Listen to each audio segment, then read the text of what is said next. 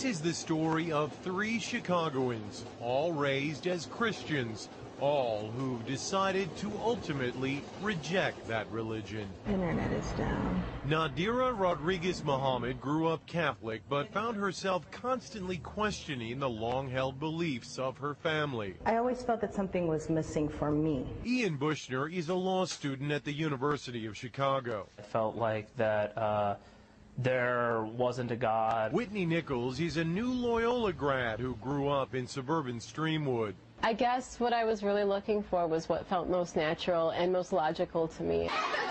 When Nadira entered high school in the mid-1990s, she became friends with a group of Muslim girls. They just had this level of contentment and a sisterhood that was, I wanted to be a part of that. Ian drifted towards the Muslim students at his high school as well. I remember defending some of my friends at school from accusations, after 9/11. And then I started reading the Quran. I said, oh, here is a form of God that I've never been presented before. After September 11, the interest actually increased. Dr. Assad Basul is professor at Chicago's Islamic American College. He says the tragedy 6 years ago initially prompted angry questions, but eventually many of the curious found answers to their own spiritual questions through Islam and converted.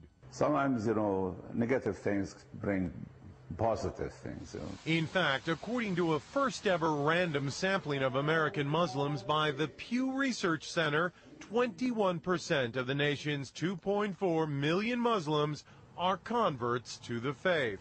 Eventually, I realized that I was looking to the Quran for advice, for direction, and at the point that you believe that the Quran is revelation from God, then you're a Muslim. The conversion has meant many changes in their lives. Ian prays 5 times a day. You'll finish a prayer and realize, I've just screwed something up. I've done something mean to somebody. Let me go back and correct that. Nadira wears the scarf, or hijab as it's called. But it's part of my character, modesty.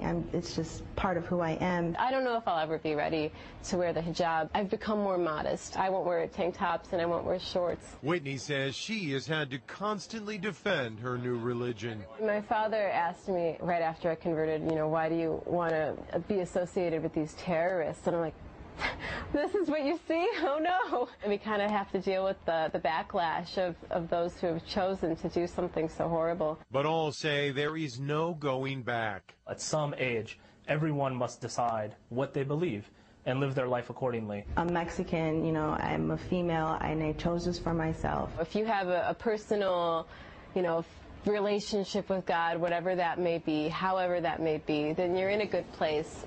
Mark Sexenmeyer, Fox News, Chicago.